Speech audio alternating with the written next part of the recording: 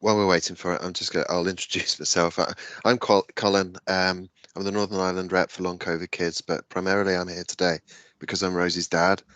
I'm not really qualified to speak about long COVID because I'm not an experience. I don't have it. Um, so it's a bit like if I were going to speak at a conference about economics, having read a book, except that I have watched Rosie write the book, and it's been tough. Uh, I'm here because she got sick nearly 2 years ago, and she didn't get better. Um, so if we can go on to the next slide, uh, the oh, and perhaps the next one.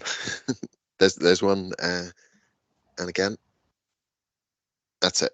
Um, yeah. So the picture on here is of Rosie preparing to dance. A set dance in the Northern Ireland Dance Championships a few years ago.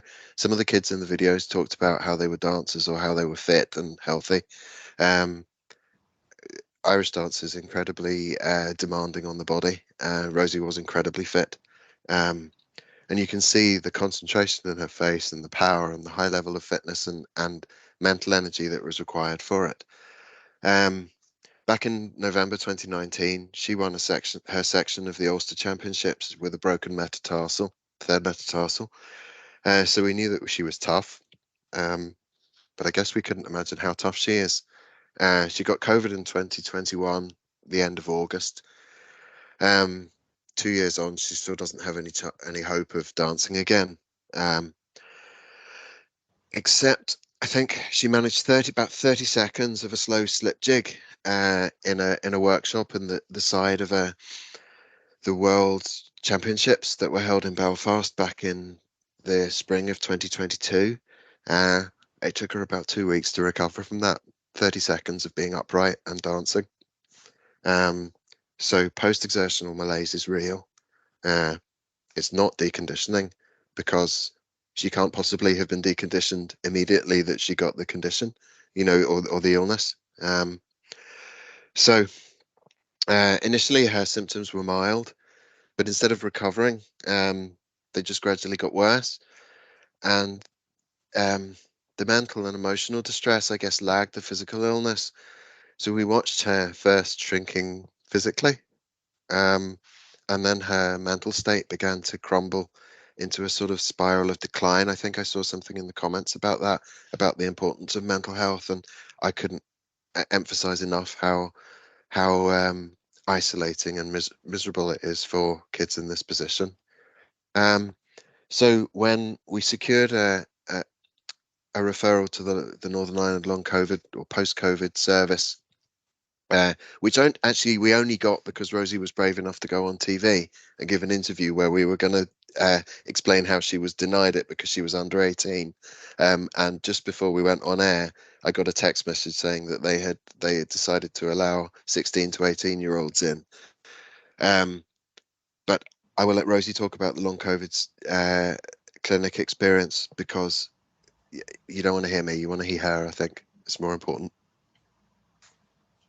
So yeah, initially I wasn't being allowed into the long COVID clinic because I was under 18. And then we got the message to say that 16 to 18-year-olds have been allowed, and we thought that was going to change a lot. So our GP made a referral, and my first appointment was over Zoom call, and I was explained to at the start that there wasn't much they could do apart from refer me to psychology.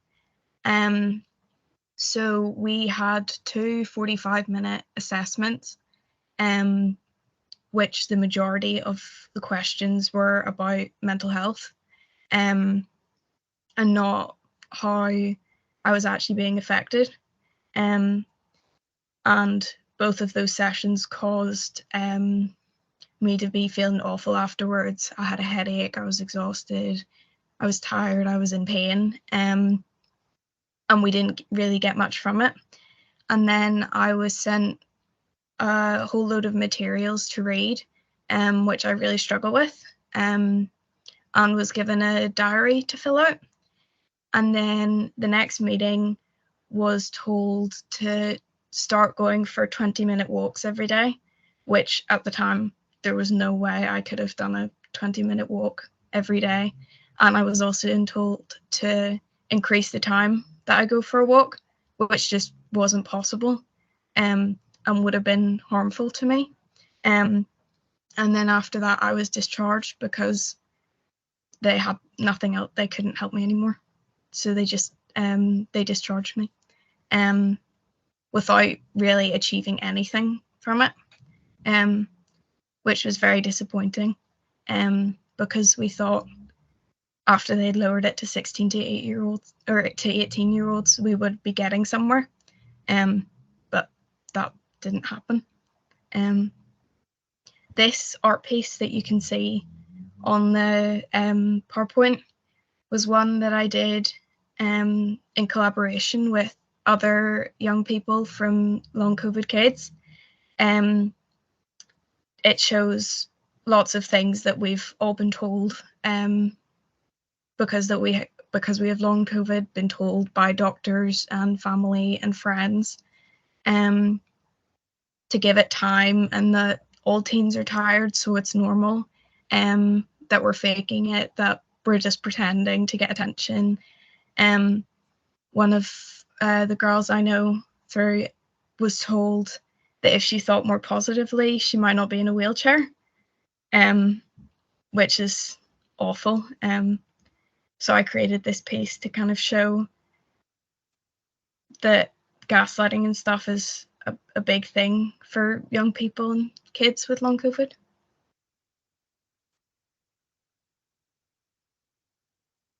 If you go to the next slide, please. Thanks. So I I'm an artist, and even before I got COVID, I really enjoyed art. It was the thing that I wanted to do, and still what I want to do. I use art to help me express how long COVID affects me and how I'm feeling, and to try and explain to other people who don't understand how exactly it feels. So the piece on the very left was one that I did with my dad.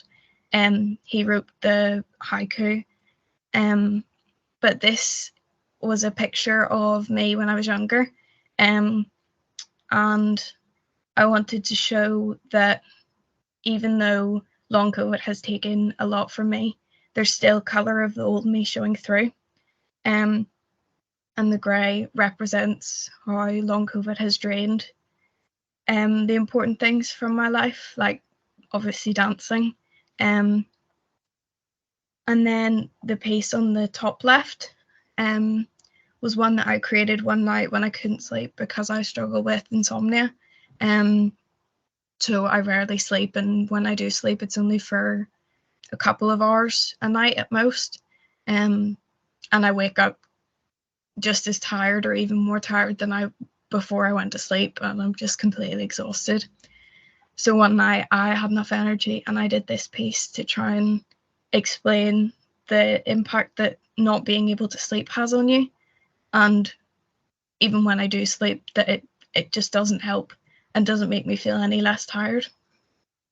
The piece on the top right was one of the first pieces that I did, and when I created it, I wasn't thinking about creating an art piece. I just wanted to express exactly how I was feeling, to express the frustration that I felt with not having anything to help, the pain, the loneliness of not being able to see my friends because I couldn't leave the house, not being able to go to school. And I wanted to create a piece that showed all those emotions and showed that I'm still here and I'm not going anywhere. And even because I can't go out and go to school, I'm still here, and hopefully I'll get there eventually. And then the piece at the bottom was one that I did when I was feeling particularly unwell, and it was after my school formal that I managed to go to. I had to leave early, but I did manage to get there. But all my friends were there, they didn't realize how I was feeling and how awful I was feeling. And obviously the photos, everybody was smiling, I was smiling, and you couldn't, it was like hidden how the pain I was in. My legs were hurting, my head was sore, I was exhausted. But that piece shows that even if you look fine on the outside, it doesn't necessarily mean you're feeling okay. That's me done on those pieces.